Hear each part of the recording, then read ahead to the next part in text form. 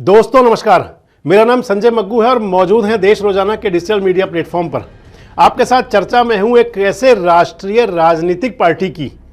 मैंने आपको पहले एक वीडियो में कहा कि अब इस चर्चा में जाना ठीक नहीं है कि वो राष्ट्रीय दल रहा या नहीं रहा, लेकिन जिस प्रकार का कैडर है, हर राज्य में चुनाव लड़ती है बहुजन समाज पार्टी। मैं आपसे बात कर रहा हूँ बहुजन समाज पार्टी की एक और राजनीति की, वो बहुजन समाज पार्टी की जिसका गठन किया था मान्यवर काशीराम जी ने। वो बहुजन समाज पार्टी जो एक वामसेफ आंदोलन से निकली थी और जो पुराने नेता होंगे, खासकर जो दलित राजनीति से जुड़े हुए लोग होंगे, उनको आज भी ध्यान होगा कि वामसेफ आंदोलन चलता था, काशीराम उसके अगुवा हुआ करते थे और नारे लगा करते थे कि बाबा तेरा मिशन अधूरा, काशीराम करेंगे पूरा। और राजनीति के पटल पर इस प्रकार छाते गए थे काशीराम कि एक वो समय आया था जब अयोध्या के अंदर राम मंदिर आंदोलन था, तो भारतीय जनता पार्टी के सामने मुकाबला करने के लिए चुनाव मैदान में गठबंधन हुआ था समाजवादी पार्टी और बहुजन समाज पार्टी का। और उस समय नारे चले थे कि मिले मुलायम काशीराम, हवा में उड़ गए जय श्री राम। और उसके बाद फिर एक वो दौर आया जब मायावती ने देश के अंदर दलित राजनीति को इस मुकाम तक पहुंचाने की कोशिश की कि अपनी सभाओं के अंदर बहन मायावती खुलेआम कहा करती थी कि तिलक तराजू और तलवार इनको मारो जूते चार।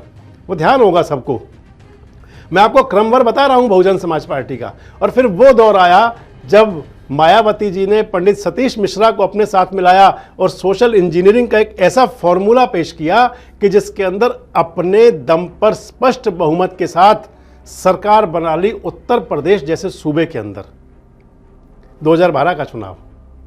तो यानी कि क्रमवार बहुजन समाज पार्टी का बढ़ने का सिलसिला। और उसके बाद फिर वो दौर आया कि जब बहुजन समाज पार्टी का पतन शुरू हो गया।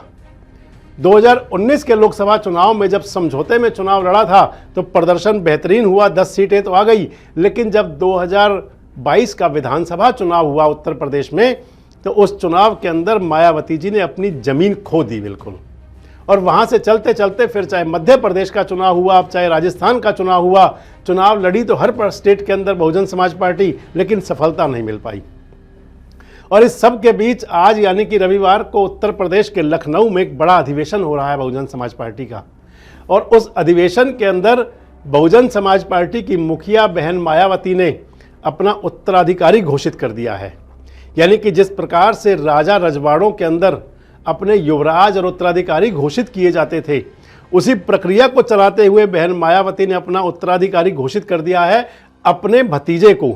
उनका भतीजा आकाश आनंद, अगर आपको पीछे ले चलें पार्श्व में, तो 2017 में राजनीति में सक्रिय हुए आकाश आनंद।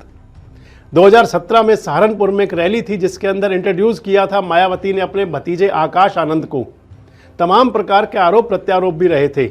हालांकि पहले तो नाम उनके भाई का भी चलता था, आनंद कुमार का, लेकिन उसके बाद में आकाश आनंद राजनीति के अंदर बहुजन समाज पार्टी के क्षेत्रीय पटल पर छाते रहे।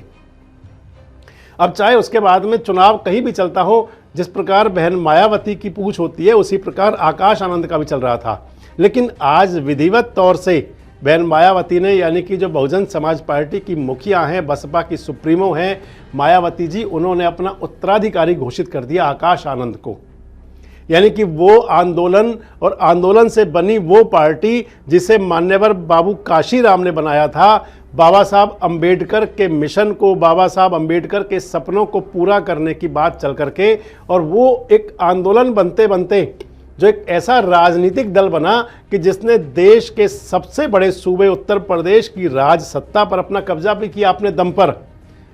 हालांकि मायावती जी मुख्यमंत्री तो पहले भी बनी गठबंधन में रह करके, कभी भाजपा के साथ और कभी सपा के साथ, लेकिन ये जो मौका आया, ये मौका वो था 2012 का कि जब अपने बूते बहुजन समाज पार्टी की यूपी के अंदर सरकार बनी।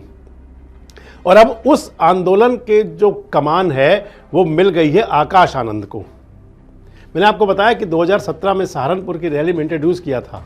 2019 का जो लोकसभा चुनाव हुआ वो समाजवादी पार्टी और बहुजन समाज पार्टी और राष्ट्रीय लोकदल ने मिलकर लड़ा। उस चुनाव के अंदर प्रदर्शन बेहतरीन रहा, बहुजन समाज पार्टी का 10 सांसद आ गए। लेकिन उसके बाद से धीरे धीरे बहुजन समाज पार्टी, आप मान लीजिए कि अघोषित मुखिया आधे से तो आकाश आनंद पहले भी थे, अब तो उनको कंप्लीट उत्तराधिकारी दे दिया, तो एक तरह से उनका विधिवत ताजपोशी हो गई। लेकिन उससे पहले भी पार्टी की कमान बड़े हद तक संभाले हुए थे आकाश आनंद। तो 2017 की सहारनपुर रैली से विधिवत रूप से राजनीति में प्रवेश करने वाले आकाश आनंद अब बहन जी के यानी कि मायावती जी के विधिवत उत्तराधिकारी घोषित हो गए हैं, राज तिलक हो गया है उनका। तो इस प्रकार जब दलित राजनीति के अंदर एक तरफ चंद्रशेखर आजाद जैसे लोग सामने आ चुके हैं और उस स्थिति के अंदर जब मायावती की पार्टी यानी कि बहुजन समाज पार्टी अपना अस्तित्व कहीं खोती जा रही है, तो ऐसे में क्या आकाश आनंद को मायावती जी द्वारा उत्तराधिकारी घोषित कर क्या देश की दलित युवा राजनीति को अपने पक्ष में करने के लिए एक प्रकार से एक नया पासा डाला गया है? आपको क्या लगता है कि आकाश आनंद जो 2017 से पार्टी में सक्रिय हैं और जिनके सक्रिय होने के बाद बहुजन समाज पार्टी का कैडर कहीं डाउन हो रहा था, लेकिन अब विधिवत रूप से उत्तराधिकारी घोषित होने के बाद क्या वो खासकर युवाओं को और दलितों को वापसी बीएसपी की मुख्य धारा में ला पाएंगे? और आपको क्या लगता है कि क्योंकि अब उत्तराखंड का उनका प्रभारी बनाया जा रहा है, यूपी के अंदर विधानसभा चुनाव बहुत नज़दीक आ जाएगा, 2024 का लोकसभा चुनाव नज़दीक है, तो आपको क्या लगता है कि क्या आकाश आनंद के जरिए मायावती अपनी राजनीति को अगली दिशा और मुकाम दे पाएंगी? कमेंट्स बॉक्स में आके अपनी प्रतिक्रिया जरूर दें और इस प्रकार के अपडेट्स और वीडियोस के लिए हमारे साथ जुड़े रहें, देखते रहें देश रोजाना। नमस्कार, धन्यवाद।